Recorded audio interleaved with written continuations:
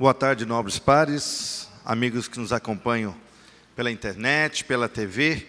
E falando em TV, essa semana passada, mais uma vez, assim, muito feliz de encontrar pessoas que falam, Paulinho, que assistem a TV Câmara, né? Então, é importante para nós aqui estarmos utilizando esse espaço, nos expressar, né, de uma forma coerente, para que as pessoas, de fato, possam interpretar a política como um caminho de praticarmos o bem, de fazermos justiça social. Quero mandar um grande abraço para a Dalva, que ela mora lá no Chacras Guararema. Eu estive lá na segunda-feira. Fiquei muito contente quando ela falou que acompanha os pronunciamentos dos vereadores aqui pela TV Câmara. O meu amigo também, o guarda municipal, o Luiz Carlos, que trabalha ali no Museu de Antropologia, que acompanha os trabalhos dos vereadores. E o Miro, encontrei com ele lá no Mercadão, Oderbal. E ele fala assim que gosta muito de ver os trabalhos aqui dos vereadores. Até fiz um convite para ele que mora lá no Parque Santo Antônio, na Avenida Vale do Paraíba. E é bacana quando a gente vê que a TV, de fato, tem uma grande audiência, né? Então, vamos nos expressar um pouco aqui, de forma, de fato, a cumprir o nosso papel de parlamentares. Eu quero começar falando de um tema, até para desenvolver aqui o raciocínio, de uma leitura que eu fiz, falando das fake news. Fake news, para quem não é aí usuário da internet, são as notícias falsas, que a gente sabe que a internet hoje é um campo muito fértil para a disseminação de informações falsas. Pior que as fake news são os fake readers, né? Não sei se é bem essa a pronúncia, mas são aqueles leitores que acreditam nas notícias falsas. Pior que isso, eles reproduzem as notícias falsas. É muito comum nós verificarmos aí, principalmente nas redes sociais, debates acalorados, muitas vezes chegando, eu só não vou dizer aqui vias de fato, porque não dá para bater na pessoa pela internet, pelo vídeo, né, Derbal? Mas discussões que às vezes ultrapassam o limite da razoabilidade. Por conta do quê? As pessoas às vezes fazem leituras equivocadas de alguns temas e tratam aquilo como se fosse uma verdade pura, né? A verdade, aquela verdade que ele acredita, de tal forma que ele acaba fazendo a defesa daquela ideia, daquela informação, e, como eu disse, chega a combater aquele que questiona aquele ponto de vista, chegando a ofensas. E esse tipo de debate está acontecendo demais, por conta do quê? Pela falta, às vezes, de capacidade da pessoa olhar uma notícia, olhar uma informação e checar se de fato ela é verdadeira. Então, a fake news ela é ruim, mas aquelas pessoas que também fazem a leitura equivocada e a defendem de uma forma equivocada são piores ainda. E, infelizmente, a internet ela é esse campo fértil. E acreditem vocês que o Brasil é campeão nesse quesito de ler notícias falsas e reproduzi-las. Aí a explicação é muito simples. O Brasil é o maior consumidor de internet no mundo. Dá para acreditar? Mais que os Estados Unidos.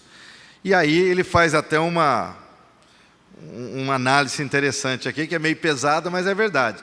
Quanto maior o número de usuários, maior o número de otários, né? É assim que é o termo que está aqui, né, na leitura do nosso articulista. O Brasil só fica à frente. O segundo colocado é a Arábia Saudita, uma diferença muito pequena. Ou seja, o Brasil consome demais um produto, que é a internet, e esquece de viver a realidade, Abner, e dissemina, às vezes, o ódio, dissemina coisas erradas, o que prejudica muito a nossa sociedade. Hoje, a gente sabe que hoje uma notícia mal acontece e as pessoas já estão disseminando aí, e muita gente acredita e multiplica isso. Então, está aí um cuidado que a gente precisa tomar. E nesse sentido, eu peguei aqui uma fala do Rodrigo, e eu acho que ele está correto.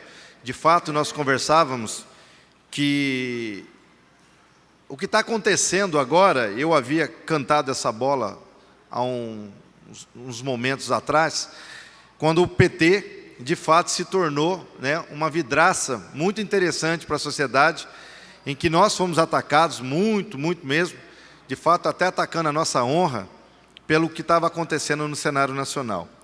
E eu dizia que é o seguinte: quando a gente torce para que coisas, ainda que a gente acredite e enxergue que estão erradas, para que essas coisas, a gente gosta quando acontece com o adversário da gente. Eu falei, olha, temos que tomar cuidado, porque muitas vezes a bazuca hoje está apontada para nós, mas uma hora ela vai girar e vai atingir outros também. É o que está acontecendo agora com o PSDB.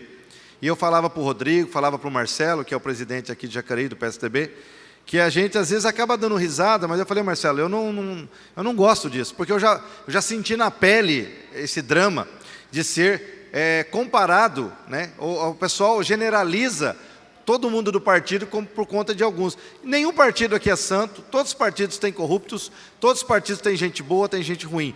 Então a gente não pode ficar contaminando as pessoas, rotulando as pessoas pelo que alguns cometem. E agora eu estava dizendo para ele, que a bazuca virou para o PSDB num momento ruim, porque nós estamos num momento eleitoral. Então é um momento muito ruim e eu estou vendo aí, inclusive, que está se investigando esses promotores, esses funcionários da Justiça, que estão se aproveitando de um momento de eleição para atacar alguns políticos. Isso é ruim para a política. E nós aqui, se não somos, nós estamos na política. Então nós temos que defender essa situação, porque, infelizmente, Juarez, a TV, o rádio, eles difundem muito rápido esses momentos negativos. E até que você prove a sua inocência, como diz a turma, o estrago já está feito. Então, é muito ruim para nós, é uma pena que ninguém esteja combatendo essa parte negativa que a Justiça, na minha opinião, está trazendo um prejuízo para o município, para o Brasil, mas, como se diz, nós não temos controle sobre isso. Só discordo do Rodrigo quando ele diz que o Lula é o maior... como se diz, o organizador de corrupção, Claro que a opinião dele, eu discordo, tanto discordo que até os adversários nossos discordam, Juarez. É impressionante. A Justiça está querendo proibir a imagem do Lula na candidatura logicamente, dos candidatos do PT, enquanto os nossos opositores estão utilizando a imagem do Lula, e a Justiça não proíbe. Não é interessante? Se o Lula fosse um cara tão ruim, se fosse um criminoso, como o Rodrigo falou, eu não verificaria tantas pessoas, opositores ao PT, utilizando a imagem do Lula. Bom, que cara ruim é esse? Quem é esse cara que está preso, condenado, como se diz, ainda que eu acho que a Justiça ali precisa rever algumas acusações. Todo mundo querendo usar a imagem do Lula, Valmir? Ué, se o cara é tão ruim assim, por que todo mundo quer usar a imagem do Lula? Então...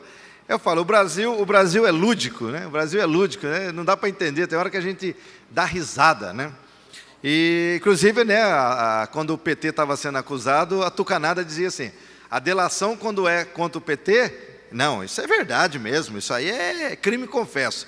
Agora, quando acontece com o PSDB, eles falam que é calúnia. É dois pesos, duas medidas, mas aqui, fico muito tranquilo de falar isso para o Aderbal, para o Lucimar, para o Rodrigo, que são do PSDB, assim como o Juarez do PSD, o Abner do PR, o Paulinho, porque nós aqui não podemos misturar, porque nós nos conhecemos, nos respeitamos, e nós não podemos criar essa imagem negativa, porque não é isso que a população espera da gente. Pode falar, Juarez. Obrigado pela parte, Arildo. Gente boa e gente ruim tem tudo quanto é lugar, infelizmente, Não é sigla de partido que vai diferenciar a coisa. Tem gente que fala, é PT, é PSD ou PSDB. Não é, são pessoas que estão ali infiltradas, pessoas do bem e pessoas do mal. Perfeito. Mas vale a pena, quando a gente fala de campanha de eleição, agora que nós estamos próximos, pedir para nós temos a obrigação também de orientar aquelas pessoas de alguma forma desinformado, Não se iluda só com o discurso político também, que muita gente fala, eu tenho que assistir a televisão, tenho que ouvir o rádio, E muitos discursos a gente sabe que é furado. Então hoje a gente tem a internet, como você acabou de falar sobre a internet, que é a primeira mais usada no nosso Brasil. Então, pesquisa o nome dos candidatos, para você ter uma noção de quem é essa pessoa, esse cidadão. Exato. Porque muitas vezes o discurso bonito na gravação engana as pessoas, Verdade. Obrigado pela colaboração, vereador. E assim, vi a fala do Rodrigo também, o Paulinho contradisse um pouco, e eu quero dar a minha opinião sobre o assunto, que é quando a gente fala em governar para todos. Claro que um governo, ele tem que olhar para toda a sociedade, só que a gente tem que lembrar que que a nossa sociedade, principalmente no Brasil, a gente mora no Brasil, vamos falar do Brasil, é uma sociedade totalmente desigual. Existe um abismo social no Brasil, onde apenas 1% da sociedade detém 10% da riqueza do país. E metade da população vive praticamente com um salário mínimo. Então, como que eu, como gestor público, vou querer tratar os iguais de forma igual? Não tem como. Eu tenho que fazer um tratamento diferente, dar mais para aqueles que mais precisam.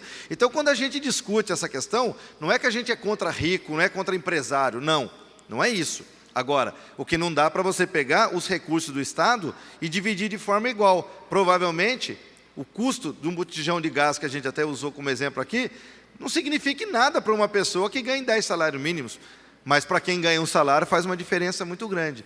Então, é preciso ter algum tipo de benefício. E quando a gente fala aqui em punição, a punição é para todos. Ninguém aqui quer punir o rico mais do que o pobre. Agora, a lei é para todos e tem que ser cumprida de forma igual. Mas o tratamento no Brasil, ele tem que ser diferenciado. Se nós não tivermos um olhar para aqueles que sempre foram excluídos do processo, aquelas pessoas que nunca tiveram acesso a uma faculdade federal, pública, porque a gente sabe que o rico, ele leva vantagem porque estuda numa escola particular. O acesso dele a uma faculdade passando no vestibular é muito mais vantajoso do que aquele que estudou numa escola pública. É claro que nós precisamos melhorar a escola pública, não é o contrário. Mas enquanto isso não acontece, nós temos que dar oportunidade sim. Nós precisamos fazer com que essas pessoas tenham acesso diferenciado. E isso não é injustiça, é o contrário, é justiça social.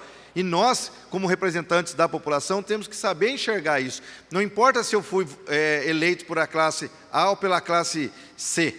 Eu tenho que fazer justiça social.